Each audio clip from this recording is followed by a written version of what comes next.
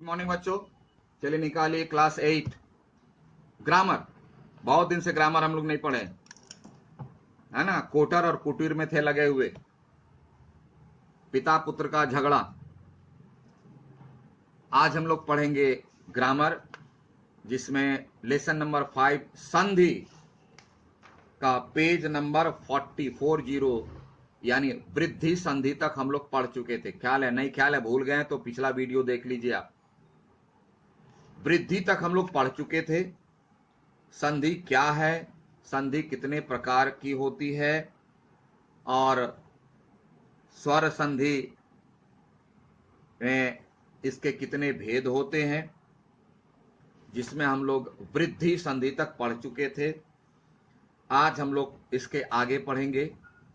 तो चलिए आगे निकालिए पेज नंबर 40, और आपके हाथ में ये होनी चाहिए, नहीं होगी तो समझ नहीं पाओगे। यण संधि। यण संधि में आप ध्यान देना, पहले जो लिखा पढ़िए। हर्स्व ई दीर्घ ई एक ग्रुप का है, के बाद कोई भिन्न स्वर यानी दूसरा कोई भी आ जाए। यानी देखना, इसमें सबका बताए थे पेयर है, तो हर्स्व ई दीर्घ ई, इस पेयर में पहला या हो और दूसरा कोई भी आ जाए तो या में बदल जाता है। साउंड पर ध्यान देना, ई या साउंड पर बदलता है। तो ये ट्रिक है, थोड़ा ध्यान देना। ई में कोई दूसरा मिलेगा, या साउंड मिलता जुलता है ना, तो या में बदल जाता है। फिर ऊ ऊ वा, देखो साउंड मिलता है। ऊ ऊ से कोई दूसरा मिले, वा साउंड मिल रहा है।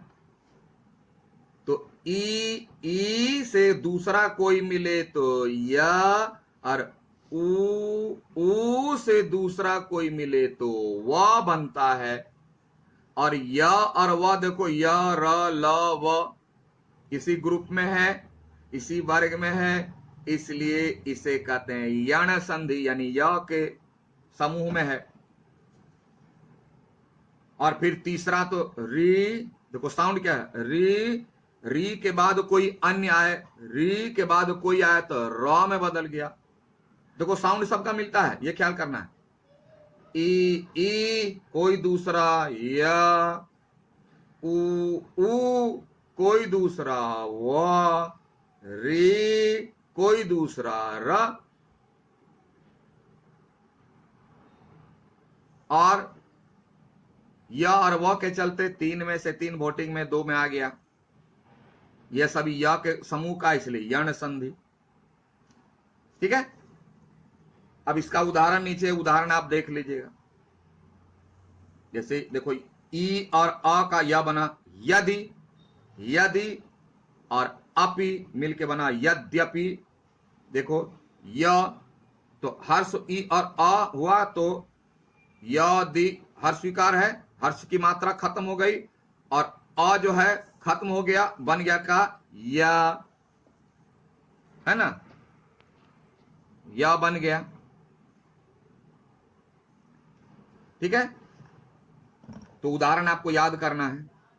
आइए अयादि में, अयादि, अयादि में देखिएगा, यदि, अब जो एक्स्ट्रा ग्रुप है ए आई वाला, ओ ओ वाला, ए आई, ए आई, और ओ औ के बाद कोई भिन्न स्वर आए, यानी ए आई और ओ औ के बाद दूसरा कोई भी आ जाए, भिन्न मतलब दूसरा कोई आए, तो ए को आए, यानी अगर ए आया तो आया, आया तो आया, और ओ आया तो अव, अव हलंत मार करके, और औ आया तो आव में बदल जाता है। यानी उधर 4 है, ए ऐ ओ औ, तो ए के बाद कोई दूसरा आया तो आया, आय के बाद कोई दूसरा आया तो आय, फिर ओ के बाद दूसरा आया तो अव, और आओ के बाद कोई दूसरा आया तो आव बन जाता है। यही याद रखना है। समझ में आ गई बात? 3 बार 4 बार देख लीजिएगा, और नहीं तो इस तरह से इसको जो है इस तरह से आप बना लीजिए।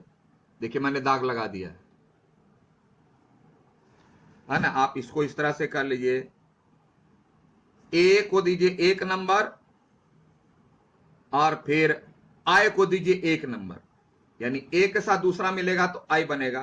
फिर आय को दीजिए 2 नंबर, फिर आय को दीजिए 2 नंबर, यानी यही बनेगा। ओ को दीजिए 3 नंबर, अव बनेगा, अव को दीजिए 3 नंबर, है ना। जैसे मैं आपको दिखा रहा हूं, मैं लिख के ही आपको दिखा देता हूं, तो आप इस तरह से आप भी बना लीजिए, है ना। ठीक है, इस तरह से कर लो, आराम रहेगा। ये हो गया अयादि संधि। कोई दिक्कत? अब आइए व्यंजन संधि में। किसी व्यंजन के बाद, कोई व्यंजन है, देखना व्यंजन है तो हलंत गायब होगा, क्योंकि सब व्यंजन के बाद स्वर लगा रहता है, इसलिए ख्याल रहे। किसी व्यंजन के बाद कोई स्वर या व्यंजन आने पर, यानी पहले व्यंजन आ गया और उसके बाद व्यंजन आए या स्वर आए दूसरे पर, कोई भी आए, तो जो परिवर्तन या विकार होता है, जो परिवर्तन होता है यानी जो चेंजेस होता है, उसे व्यंजन संधि कहते हैं। कंडीशन कुछ नहीं है, पहला व्यंजन होगा और दूसरे पर स्वर हो या व्यंजन हो, है ना, वह जो है कहलाएगा व्यंजन संधि। जैसे देखो उदाहरण है, वाक ईस, वाक देखो क में हलंत है, इसका मतलब स्वर नहीं है इसमें, क में हलंत है मतलब स्वर गायब है, क यानी यह व्यंजन है, और इसके बाद क्या आया, ई दीर्घ, ई श ईस, तो क का बन गया ग बनेगा, यानी जो इधर वर्ण रहेगा उसका 3 नंबर का, क है तो क ख ग 3 नंबर, गी ग बन गया, वो आगीस हो गया, तो उसी का है वह। ये ख्याल रखना है, जो व्यंजन रहेगा, अब ये पहला, अभी 2-3 और है, यही 100% ये नहीं है। क है यानी यहां जो वर्ण रहेगा पहले, तो वह परिवर्तन किसमें होगा, क है तो तीसरे नंबर, क के बाद ख दूसरा, फिर ग तीसरा, तो ग बन गया, देखो वागीश। ठीक है, व्यंजन हो तो, व्यंजन हो तो, और देखो स्वर तथा व्यंजन, और अगर पहले स्वर आ गया और बाद में जो है, बाद में व्यंजन आया, देखो परिणाम, परि, पहले क्या है, स्वर है हर्ष ई, और उसके बाद है न, दिया जाएगा परिणाम, दंत न मूर्धन में बदल जाएगा, इधर बदलेगा। पहले वाला में क्या था, व्यंजन था इधर, तो क ग में बन गया, और इधर है न, तो न मूर्धन न में बदल गया। ये सारा आपको गौर करनी है बातें। अब देखो दोनों व्यंजन हो, यानी पहला उदाहरण में क्या बताया, इधर व्यंजन, इधर स्वर, इधर व्यंजन, पहले पर व्यंजन दूसरे पर स्वर। फिर दूसरे उदाहरण में क्या गया, पहले पर स्वर दूसरा में व्यंजन, यानी व्यंजन कहीं ना कहीं होगा, और तीसरे में बताया दोनों में व्यंजन। तो इसका क्या होता है, देखिए सत गुण, तो स त में हलंत यानी स्वर नहीं है, तो त किस में बदलेगा, त थ द तीसरे नंबर पर, तो सदगुण हो गया, यानी व्यंजन पहले आएगा तो 3 नंबर वाला, स्वर अगर पहले आएगा तो इधर का बदलेगा। तो ये आपको उदाहरण देख लेना है, अब सारे उदाहरण हैं, उदाहरण आपको समझ लेना है।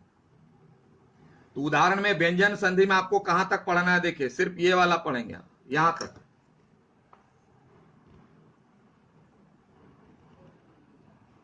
उसके नीचे जो दिया हुआ नहीं है, क वाला सब याद कर लेंगे, देख लेंगे, समझ लेंगे, ठीक है। और इधर आप ध्यान दे भी सकते हैं। आइए विसर्ग में, विसर्ग संधि, पहला विसर्ग होगा, विसर्ग के बाद कुछ भी जुड़ेगा वह विसर्ग संधि में आएगा। यानी विसर्ग के बाद स्वर या व्यंजन आने पर विसर्ग का जो रूप बदलता है, यानी विसर्ग के परिवर्तित रूप को विसर्ग संधि कहते हैं। हमेशा ख्याल रखना है संधि में कि बदलाव होना ही है, चेंजेस होना ही है। अगर चेंजेस नहीं आया तो वह संधि है ही नहीं। ठीक है, तो इस तरह से विसर्ग। अब विसर्ग का उदाहरण आप देख लेंगे। अक्षर जो है कहां है, समुचा, निह जोड़ धन, तो ये निह जो क्या बन गया, र में बदल गया, निर्धन। तो उसके नियम, विसर्ग संधि के नियम का में देख लिए। विसर्ग से पहले अ, यानी विसर्ग के पहले अगर आ को छोड़कर कोई आ गया तो विसर्ग के बाद किसी वर्ग के तीसरे, चौथे, पांचवें वन, यानी ग अंगा, यानी थर्ड वन, तीसरा वन, जैसे क ख ग तो क ख ग 3 नंबर, च छ ज तो ज 3 नंबर, इसी में बदलता है। तो ये क नंबर आप याद कर लेंगे। फिर विसर्ग का अगर ओ हो तो क्या होगा, विसर्ग का स कैसे, जैसे नमः ते, तो यह जो है विसर्ग जो है अगर बाद में त है तो उसके पहले वह स में बदल जाता है, नमस्ते। इस तरह से आपको याद करना पड़ेगा नियम। कहीं मूर्धन्य स हाफ बनता है, कहीं विसर्ग का लोप हो जाए, विसर्ग गायब हो जाता है। जैसे अतः एव, तो विसर्ग गायब हो गया, अतएव हो गया। तो ये आपको याद करना है। विसर्ग का लोप तथा पूर्व स्वर का कभी लोप हो जाएगा, कभी जो है दीर्घ बन जाएगा। हर स्वर तो दीर्घ बन जाएगा, जैसे निह जोड़ रस, तो यहां विसर्ग क्या हो गया, दीर्घ ई बन गया, नीरस, है ना, वह दीर्घ बन गया। जैसे निह रव, तो विसर्ग गायब हो गया और दीर्घ बन करके आ गया, नीरव। नीरव का मतलब साइलेंट। आई बात समझ में? तो ये सारे तो नियम है, नियम को थोड़ा याद करना पड़ेगा और एग्जाम्पल को। तो आप नियम और एग्जाम्पल याद करेंगे। और आज संधि समाप्त। और अगर कुछ ना समझ में आए तो लाइव क्लास से जुड़ करके पूछ लीजिएगा और होमवर्क में टिक लगा लीजिए। बार बार क्वेश्चन के साथ प्रश्न भी लिखना है और उत्तर भी लिखना है। ठीक है, प्रश्न भी लिखना है और उत्तर भी लिखना है, सिर्फ क्वेश्चन नहीं, दोनों लिखना है आपको। तो नंबर 1 से 5 तक, 1 2 5,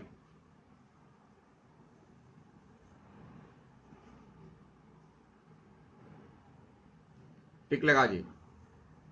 और इधर भी देख लीजिएगा, दे रहे हैं। ठीक है, तो चलिए, thank you, have a nice day.